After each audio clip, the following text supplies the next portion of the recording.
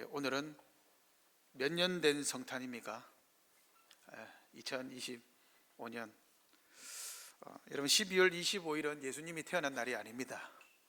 동심파괴는 아니고 동방에서 이제 왕이 태어난 날이 12월 25일이었습니다. 그냥 12월 25일을 태양을 섬기는 날인데 그냥 택한 겁니다. 예수님이 12월 25일에 태어났는지는 알 수 없습니다. 아닐 가능성은 더 큽니다. 더군다나 이스라엘에는 눈도 오지 않습니다. 화이트 크리스마스 이런 거는 꿈도 꾸시면 안 됩니다. 예수님의 탄생을 방해하는 겁니다. 그러나 우리가 이렇게 성탄 감사로 모이는 이유가 있죠. 우리 교단 헌법에 주일 공예배를 제외하고는 모든 모임은 기도회로 표시하고 있습니다. 기도회 내지는 경건회. 그래서 기도회와 경건회 때는 강복선언을 하지 않습니다. 그래서 오늘은 성탄 감사 경건회라 이름 붙였습니다. 말씀을 듣고 우리가 함께 성탄절에 대해서 오늘은 기다리는 자들이 부르는 찬송, 기다리는 자들. 그래서 성탄의 의미에 대해서 한번 생각해 보고자 합니다. 해마다 성탄절이 되면 사람들이 설레어 하죠. 왜 설렙니까? 우리 아이들은 설레는 이유가 있죠. 제가 늘 의문입니다. 성탄절은 예수님의 생일인데 왜 선물은 아이들이 받는지 이해가 되질 않아요. 제가 며칠 전에 아내의 협박에 의해서 이마트를 갔습니다.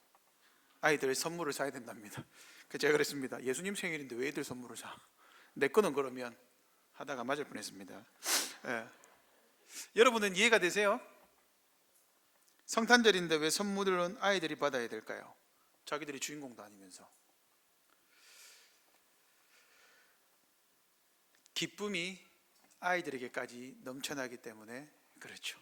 성탄절은 기쁨의 날이 아니겠습니까? 그러면 우리가 성탄을 기뻐하고 즐거워해야 하는 이유는 무엇일까요? 우리는 성탄에 아기 예수님을 기뻐하지 않습니다. 예수님은 지금도 살아계신 분이기 때문에 예수님을 아기로 축하하는 것은 성경과 맞지 않습니다. 우리는 우리를 위해 오신 예수님을 지금도 기뻐하죠. 그리고 예수님의 오심은 우리에게 큰 기쁨과 즐거움이 됩니다. 누군가에게는 기쁨이 되지만 모두에게 기쁨이 되는 것은 아닙니다. 예수님의 오심으로 기쁨을 누린 사람들이 있었고 예수님의 오심으로 고통을 당하는 사람들도 있었습니다. 대표적인 사람이 헤롯 왕이었죠. 자기의 왕위를 빼앗길까 봐 예수님이 오셨는데 동방박사들이 알려준 그때로부터 2살 밑에 난 아이들은 다 죽였죠. 오늘 본문을 통해 어떤 자들이 기뻐하는지, 무엇을 기뻐하는지를 두 가지 살펴보겠습니다. 첫 번째로 기다리는 자의 찬송입니다. 왜 제가 창세기 본문을 읽었느냐? 이 창세기 본문과 오늘 본문에 나오는 찬송은 동일합니다. 아브라함과 사라는 하나님의 약속을 받았습니다. 하나님이 아브라함에게 무엇을 약속하셨죠? 요한이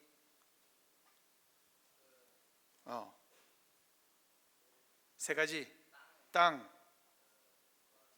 자손을 주고 돈?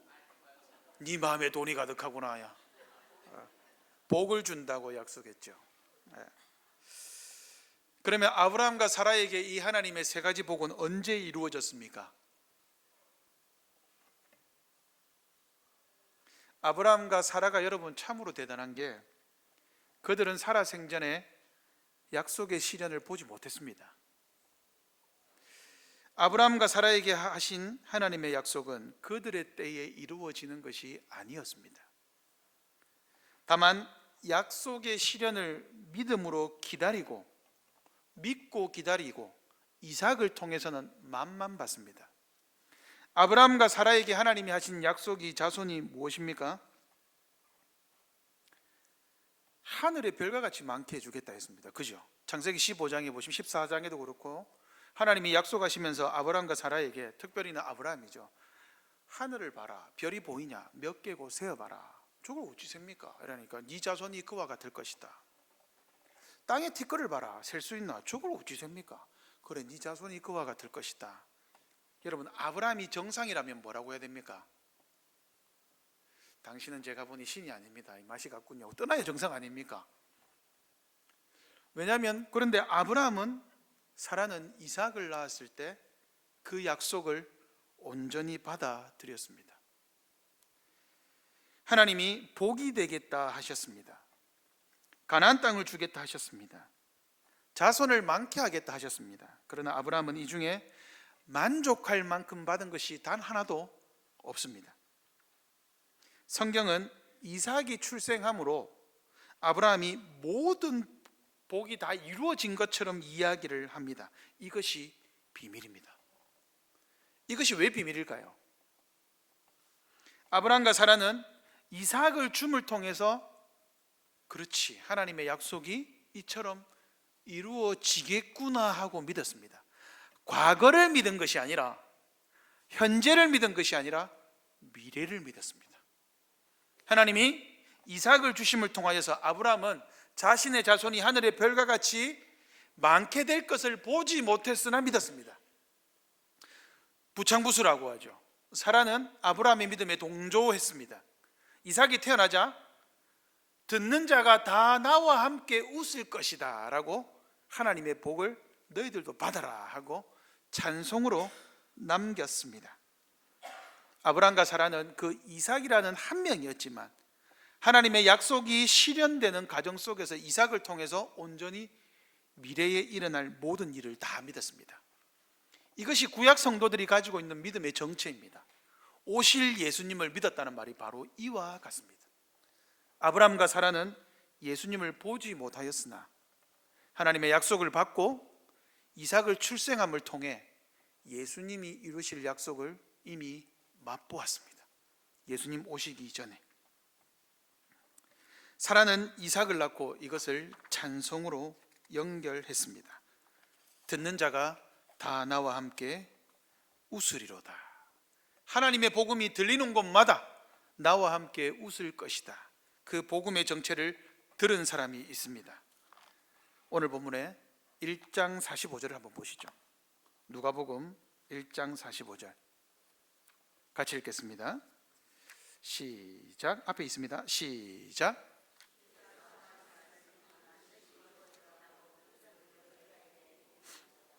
주께서 하신 말씀이 반드시 이루어지리라고 믿은 그 여자에게 복이 있다. 이 누가 한 찬송입니까? 누가 한 말입니까? 누가 한 말이죠? 1장 45절은 엘리사벳이 한 말입니다. 누구를 보고요? 예수님을 임신한 마리아를 보고. 그러니까 마리아가 주께서 하신 말씀이 이루어지이다 하고 믿었다라는 거예요. 누가요? 엘리사벳이요.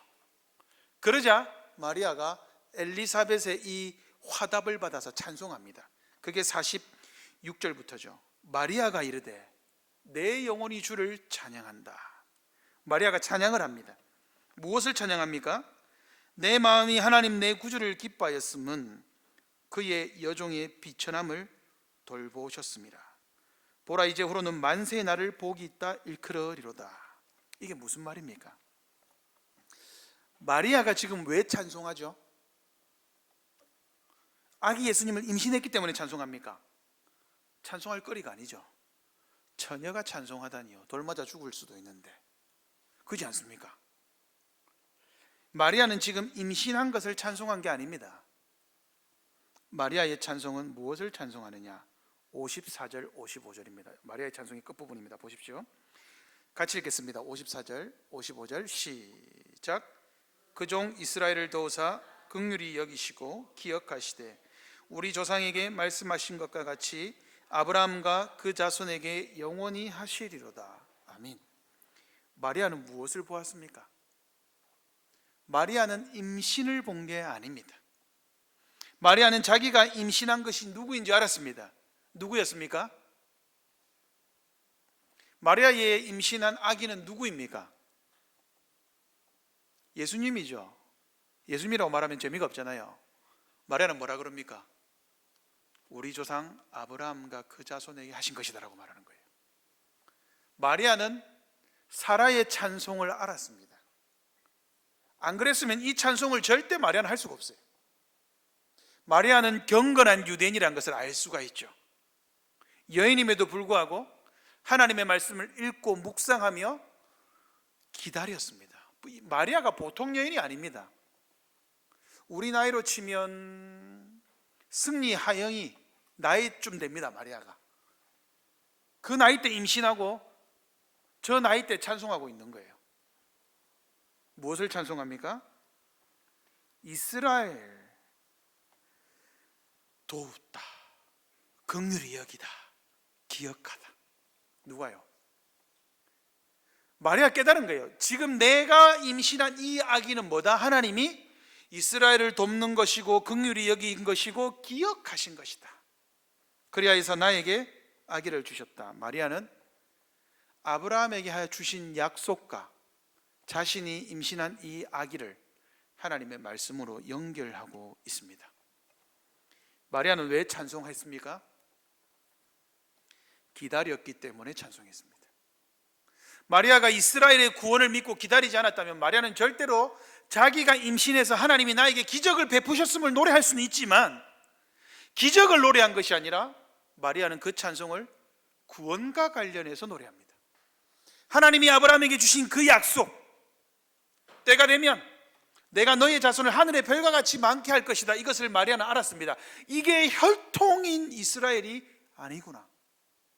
이게 우리에게 하나님이 장차 올 진정한 이스라엘에 대해서 말한 거구나. 이제 하나님이 우리를 구원하시는구나. 우리 이스라엘을 구원한다. 하나님이 우리를 잊지 않으셨다. 긍휼히 여기고 계셨다. 기억하셨다. 마리아는 그것을 아브라함 때로부터 지금 몇 년입니까? 거의 2000년 가까이 아브라함의 그 신앙을 마리아가 이어오고 있었습니다. 하나님이 우리를 기억하셨고 이제 그 약속을 이루시기 위해 우리를 위해 구주를 보내어 주셨다. 마리아는 기다림을 아는 사람이죠. 사가랴 역시 마찬가지입니다. 68절입니다. 오늘 우리가 읽은 본문입니다. 68절 한번 보십시오. 사가랴가 68절에 찬송하리로다 주 이스라엘의 하나님이여 그 백성을 돌보사 속량하시며. 사가랴가 뭐라고 찬송합니까? 찬송하리로다 주 이스라엘의 하나님, 이스라엘 하나님을 찬송합니다. 그 백성을 돌보사. 이 돌보다는 말 기억나십니까? 이 돌보다는 말 창세기에서 사라가 노래한 내용이죠. 나를 돌보았다. 그리고 이 돌봤단 말이 또 누가 했다 그랬습니까? 창세기에서 요셉이 형제들에게 죽으면서 하나님이 당신들을 돌볼 것입니다. 그런데 그 찬송을 지금 누가 연결하는 거예요? 사가랴가 연결하는 겁니다. 사가랴도 경건한 사람임을 알 수 있습니다. 이 단어를 쓴 것은 하나님이여 그 백성을 돌보사 주 이스라엘의 하나님이여 그 백성을 돌보았다. 사가랴는 성경을 아는 사람입니다. 창세기를 아는 사람입니다. 요셉에게 주신 그 하나님의 약속을 믿고 기다렸습니다. 그래서 사가랴가 찬송하는 겁니다. 그 이스라엘의 하나님을 찬송하는 겁니다. 그 백성을 돌보셨습니다. 이날 이때까지 우리를 돌보셨고 마침내 구원자를 보내어 주셨습니다. 마리아도 알았고 사가랴도 알았습니다. 사라의 찬송, 듣는 자가 다 나와 함께 웃으리로다. 누가 들었습니까? 엘리사벳이 들었습니다. 그래서 약속을 잉태한 여인 마리아를 하나님 앞에서 칭송하죠. 찬송입니다. 하나님의 약속을 잉태한 마리아가 하나님을 찬송합니다. 하나님의 약속이 이루어지는 현장을 본 사가랴가 찬송합니다. 모두 기다림의 찬송입니다. 무엇에 대한 찬송입니까? 그럼 무엇을 기다렸습니까? 주님의 말씀을 기다렸습니다. 주님의 말씀이 이루어지는 현장에서 주님의 말씀이 이루어짐을 당하는 사람들은 찬송합니다. 그런데 여러분, 이 사람들에게 공통점이 있습니다. 사라, 엘리사벳, 마리아, 사가랴. 이 사람들의 공통점은 뭐죠?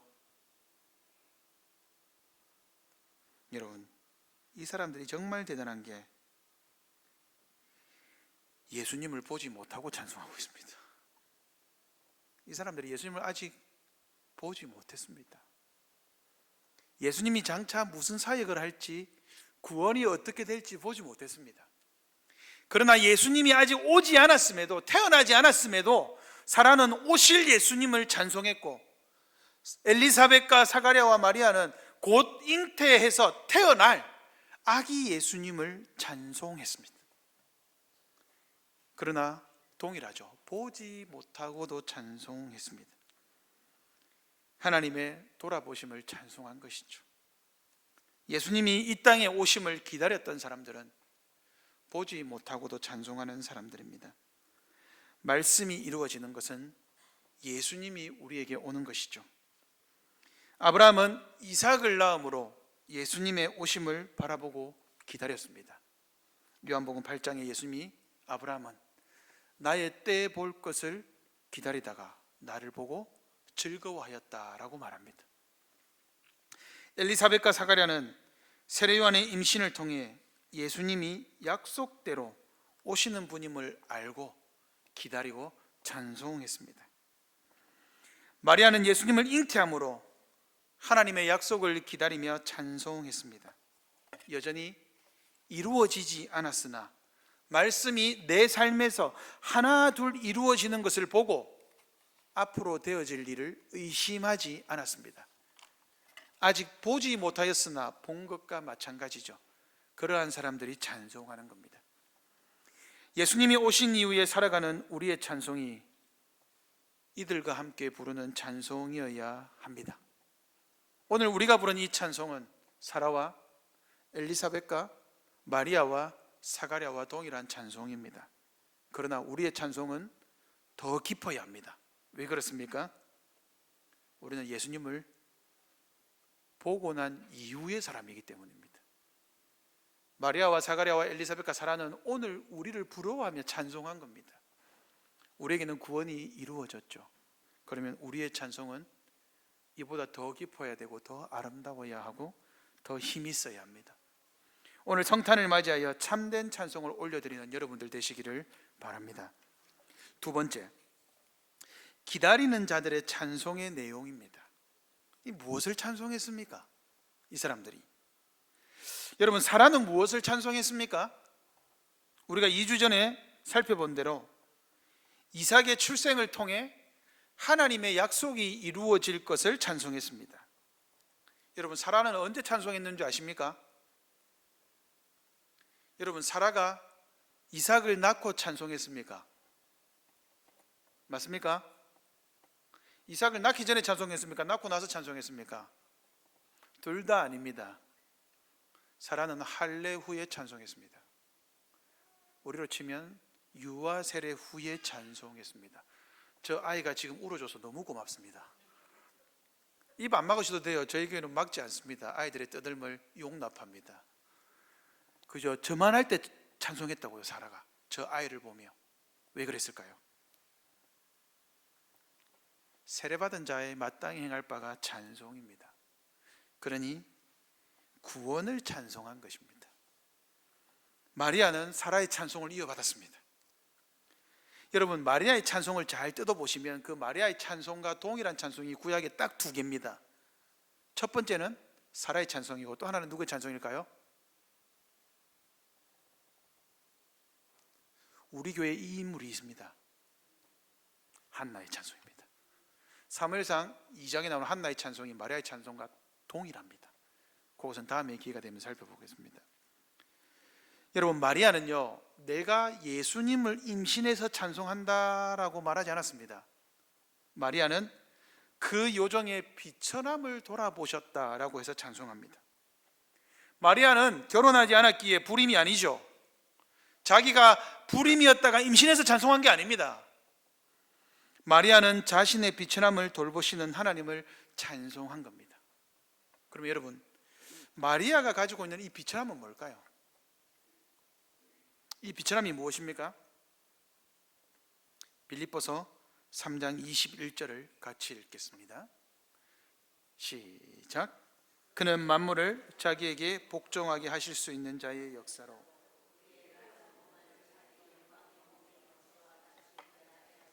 아민. 여기에 비천함이 있습니다. 비천함이 무엇이죠? 우리의 낮은 몸입니다. 우리의 낮은 몸이 무엇입니까? 육체입니다.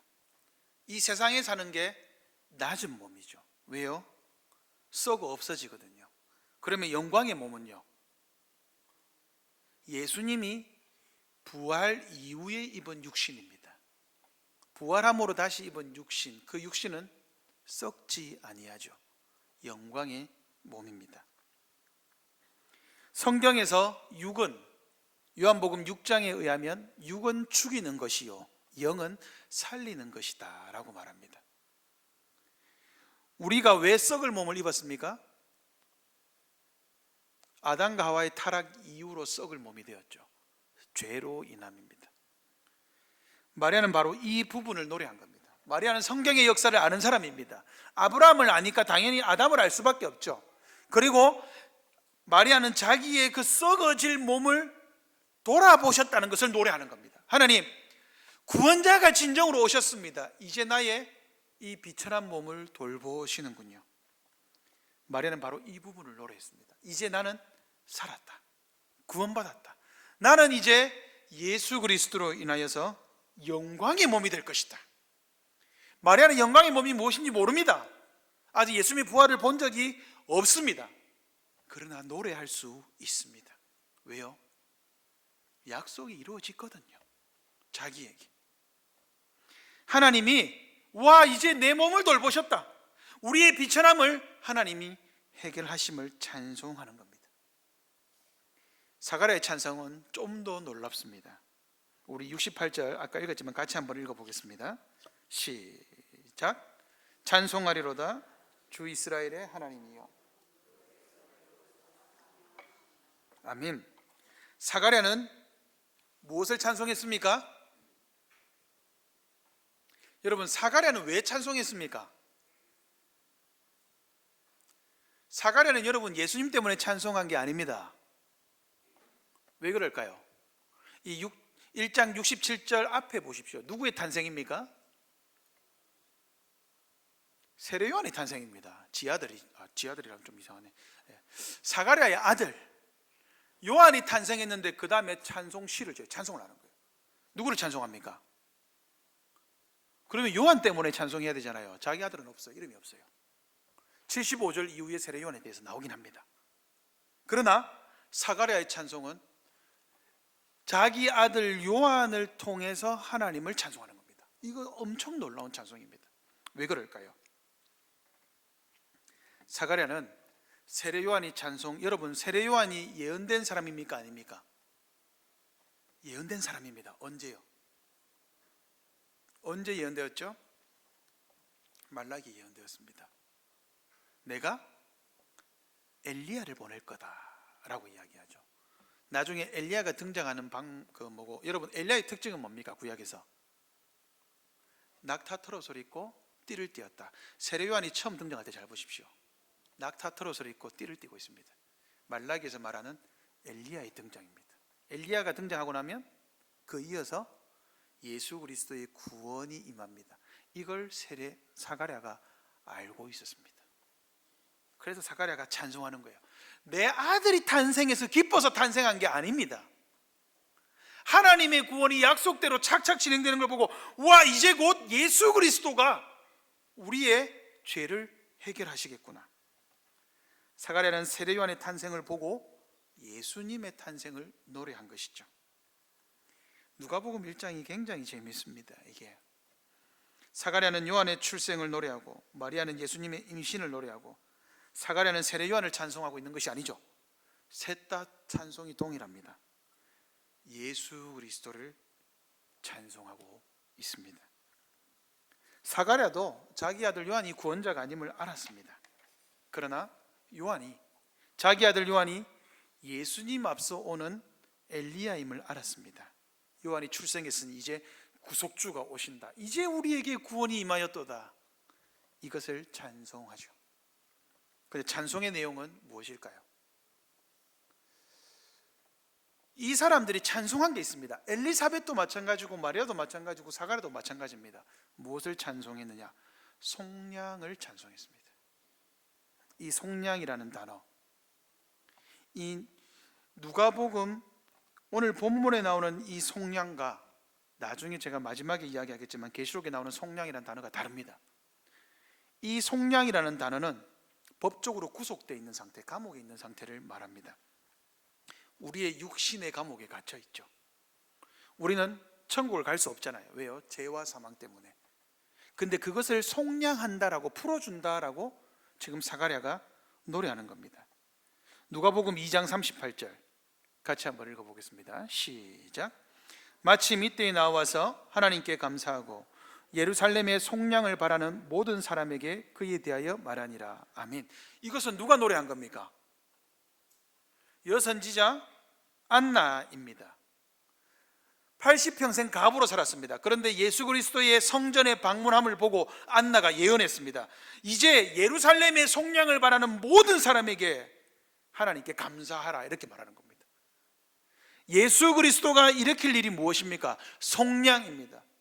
죄와 사망이라는 감옥에 갇혀 있는 우리의 죽을 몸을 속량하시는 것입니다. 풀어주는 것이죠. 이제 예수님으로 인해 예루살렘의 속량을 바라는 모든 사람에게 실제로 속량이 임했다라고 찬송하는 것입니다.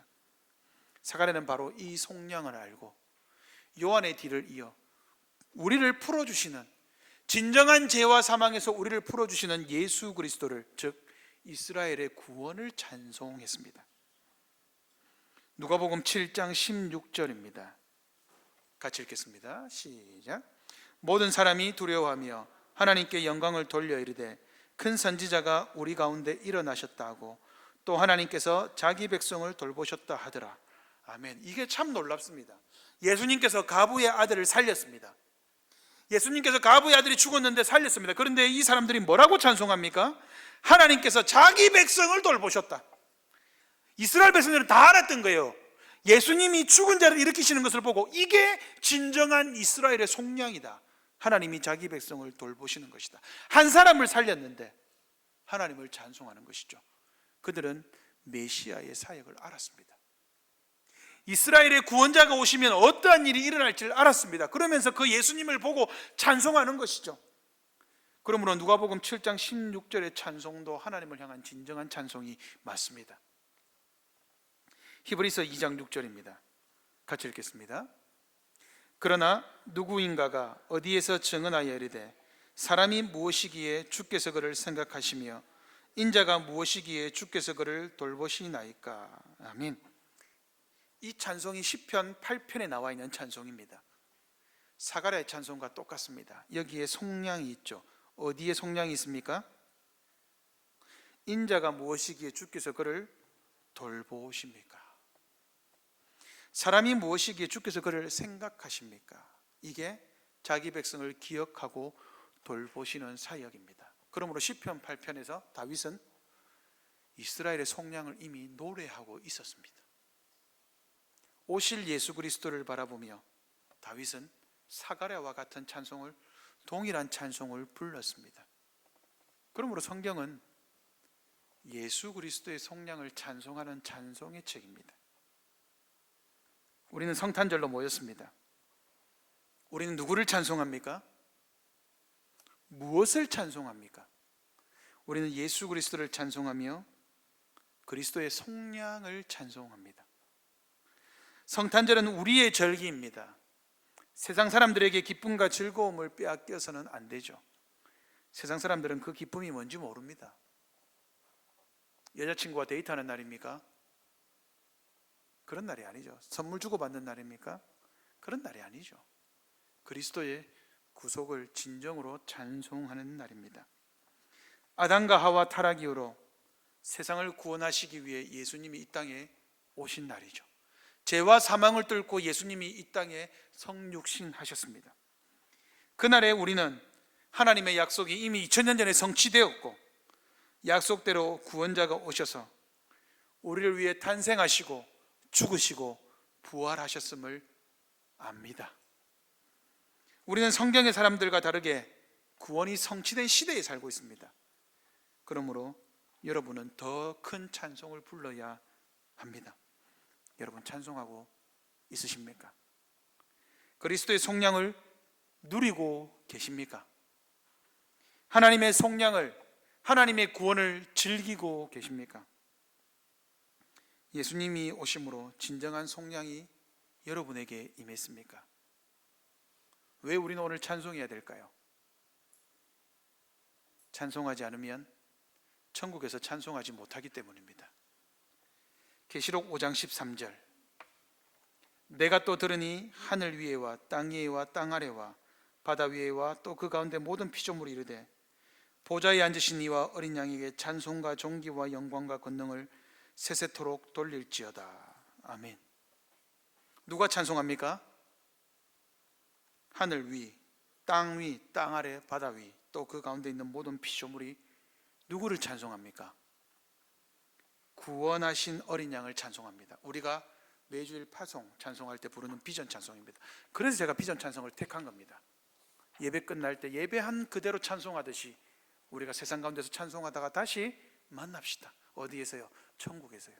그러면 우리는 그와 같이 찬송할 수 있습니다라는 의미죠. 근데 여러분, 이 찬송하는 자가 누굽니까?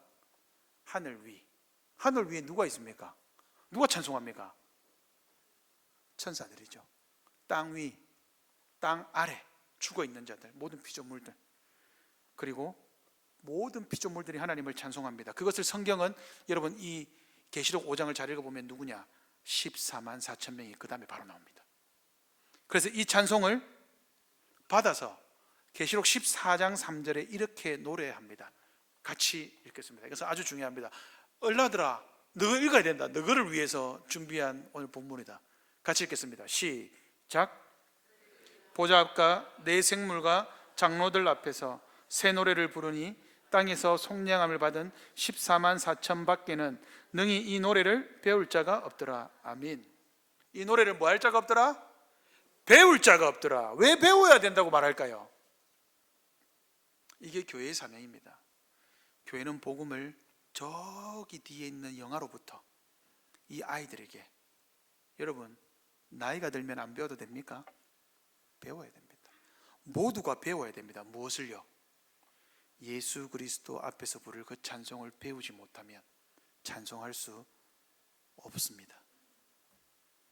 우리가 예수 그리스도의 복음을 모르면 14만 4천 명 안에 들지 아니하면, 14만 4천은 상징적인 숫자입니다. 12 곱하기 12, 구약의 12지파, 신약의 12사도, 천, 많다, 무제한, 셀 수 없다는 겁니다. 14만 4천, 셀 수 없는 수입니다. 신천지가 말하는 그 14만 4천이 아닙니다. 능히 셀 수 없는 무리들은 찬송을 배워야 합니다. 여러분, 찬송은 배워서 하는 겁니다. 그냥 부르는 게 아닙니다. 마리아가 구약에서 하나님의 말씀에서 배우지 않았다면 아브라함의 찬송을 같이 부를 수 없었습니다. 사가랴가 성경을 몰랐다면, 복음을 배우지 않았다면 사가랴가 찬송을 부를 수 없었습니다. 우리도 마찬가지입니다. 우리는 성경을 통해 복음을 듣고 배워야 복음을 찬송할 수 있습니다. 찬송은 구원받은 자의 마땅히 할 바로다. 하나님께서 이 백성은 내가 나를 위하여 지었나니 나의 찬송을 부르게 합니다. 그 찬송이 바로 천국에서 울려 퍼질 찬송입니다. 우리는 천국 가서도 성탄으로 인해서 찬송하게 될 것입니다. 이 노래를 모르는 자 찬송할 수 없습니다. 찬송할 수 없는 자 천국에 합당하지 않습니다. 저 천국에서 찬송할 때까지 우리는 이 찬송을 매일 배우고 매일 불러야 합니다. 매일 구원을 향해서 달려갑시다. 말씀을 맺겠습니다. 우리는 성탄절을 해마다 보냅니다. 해마다 성탄절을 보낼 수 있는 이유는 주님께서 약속대로 자기 백성을 돌보시고 계시기 때문입니다. 그 소식을 듣는 모든 자들이 기뻐하고 찬송할 수 있습니다. 우리는 소망 없는 인생이었습니다. 아담과 하와 이래로 모든 자들이 타락했습니다. 우리 역시도 허물과 죄로 죽은 자들이었고 하나님의 자비가 아니면 소망이 없는 자들이었습니다. 그러므로 소망 없는 인생에 구주가 나셨다라는 소식보다 기쁜 소식은 없습니다. 병들고 지치고 연약한 인생에 구주가 찾아오셔서 낫게 하셨다라는 소식보다 기쁜 소식은 없습니다. 예수님은 우리 인생에 오셨습니다. 기다리는 우리 인생의 실제 구원의 소식을 가지고 오셨습니다. 우리 인생에 오셔서 우리의 인생을 속량하셨습니다. 우리 인생을 하나님의 자녀의 인생으로 만들어 주셨습니다. 성탄은 기다리는 사람들의 찬송하는 날입니다. 우리의 구주 예수 그리스도를 찬송합시다. 그가 행하신 구속을 찬송합시다. 찬송으로 인해 즐기고 찬송으로 그리스도를 전하는 모든 성도님들 되시기를 바랍니다. 아멘.